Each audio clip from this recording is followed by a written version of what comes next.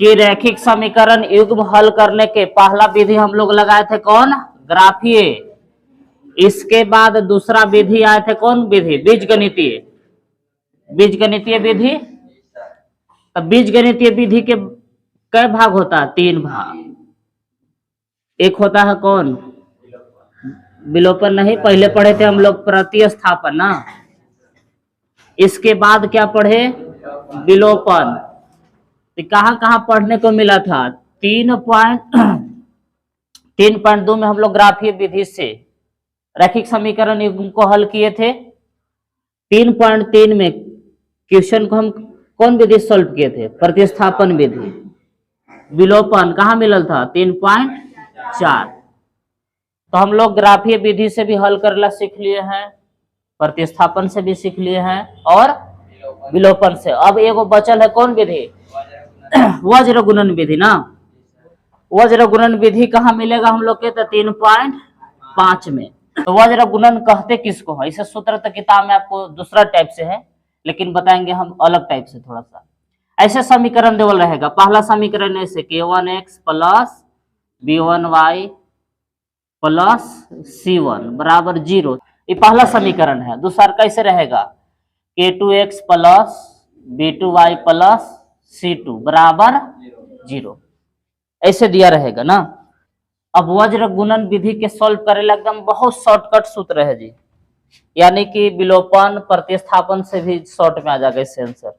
इसके लिए थोड़ा सा आपको दिमाग लगाना पड़ेगा। इसे पहले x लिख लेना होगा और x के नीचे अभी छोड़ देना होगा, फिर y। इसे किताब में प्लस y लिया है लेकिन हम माइनस ले लेते हैं, इसे कुछ फायदा होगा आप लोग के। और फिर 1, देखिए हम क्या किए, पहला काम वज्र गुणन विधि से हल करने से पहले x बराबर में y, फिर बराबर में 1।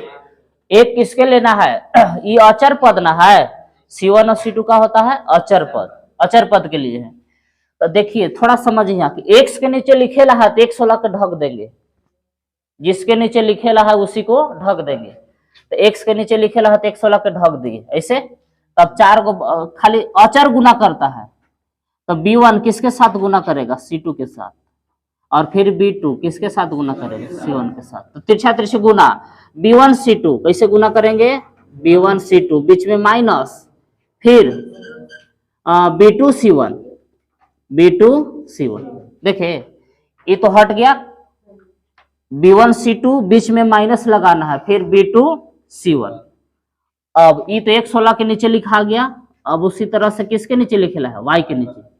तो y के नीचे लिखेला है तो y वाला कहीं ढकेंगे, तो y वाला को ढक दीजिए, y वाला ना है मान लीजिए ना। तो कौन कौन गुना करेगा, a1 c2 करेगा ना गुना, a1 c2, a1 c2 बीच में माइनस, फिर a2 c1, a2 c1। चलिए y वाला काम हो गया। अब बचल है अचर के नीचे लिखेला है, तो किसको ढकेंगे, अचर वाला के, अचर वाला पार्ट्स को ढक दिए। अब देखिए a1 b2, a1 b2 बीच में माइनस, a2 b1। यही सूत्र है जी, उतना याद करना नहीं है मत हमारी। बस जब क्वेश्चन को सॉल्व करेंगे तो इस सूत्र की याद करे की जरूरत नहीं है, खाली आपको ढक के कर देना है। तो एक तरह से सूत्र हो गया। क्रॉस माने हम लोग तिरछा तिरछी गुना कर रहे हैं ना, इसे ऐसे, इसी को बोला जाता है क्रॉस। तो यानी कि जिसमें हम अचर पद को तिरछा तिरछी गुना करके हल करते हैं, उसी को क्या कहते हैं, वज्र गुणन विधि। तो डिफिनेशन आप ऐसे लिख सकते हैं कि वह विधि जिसमें अचर पद a, b एवं c को तिरछा तिरछी गुना यानी कि क्रॉस मल्टीपल करके हल करते हैं, उसे वज्र गुणन विधि कहते हैं। तो चलिए इसको लिखिए।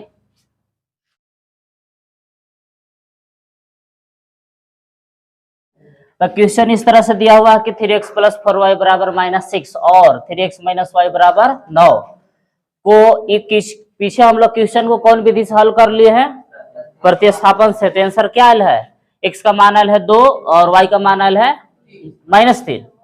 अब इसको हल करके देखते हैं कौन विधि से, वज्र गुणन विधि से ना। कैसे को वज्र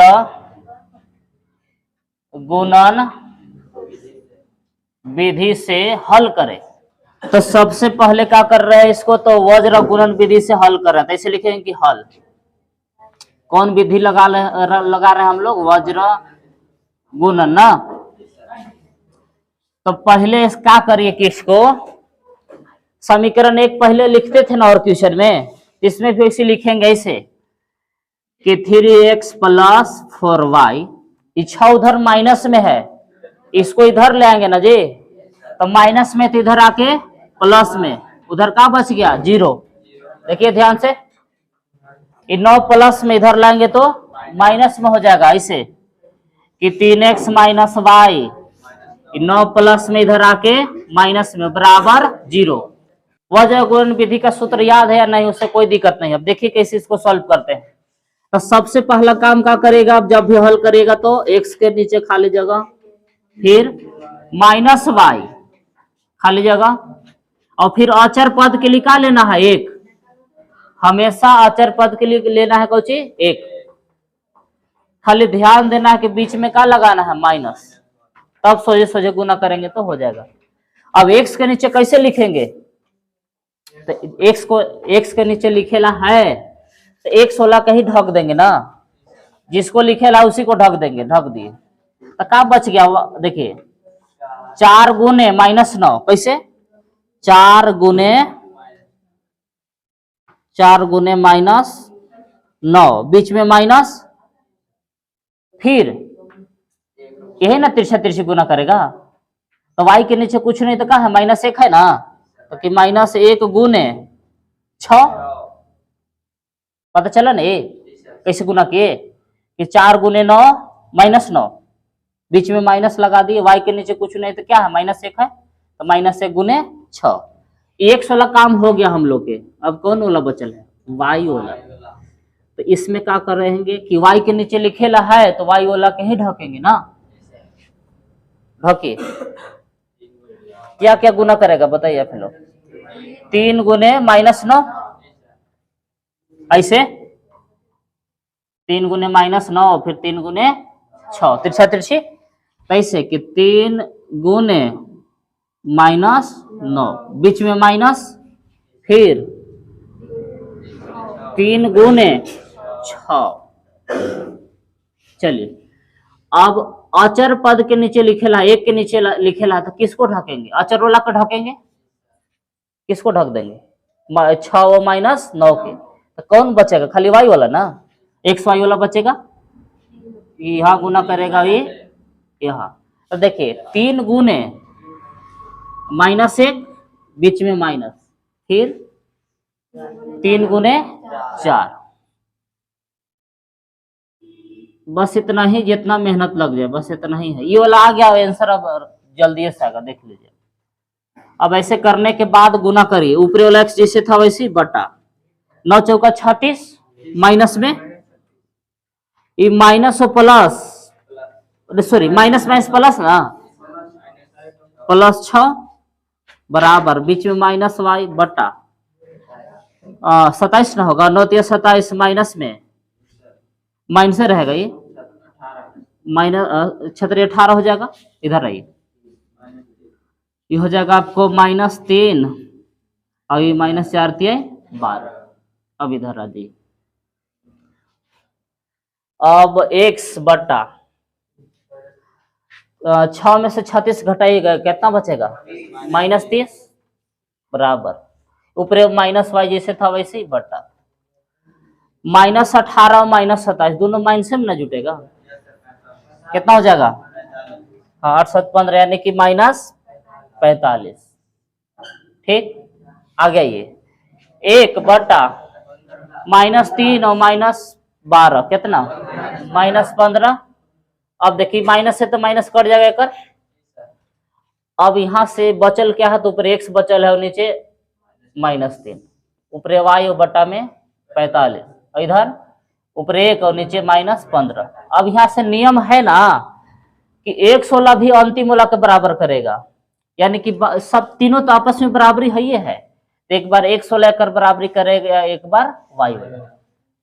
तो चलिए यानी कि बारी बारी से हम बराबर कर रहे हैं, कैसे, कि x बटा में -30 बराबर 1 बटा -15 और फिर किसको बराबर कर रहे थे इससे कि y बटा 45 बराबर एक बटा -15। तो देखिए हम कहा किए x और y वाला को दोनों को हम कहा किए कि बारी बारी से अंतिम वाला के बराबर कर दिए, क्योंकि तीनों आपस में बराबर है, कोई किसी के बराबर हो सकता है। अब तिरछा तिरछी गुना करके x को उधर ले चलिए, तो x बराबर 1 बटा -15 गुने 30 आएगा ना, 30 इधर, हाँ इसी तरह से, और y बराबर 1 बटा -30 था ना,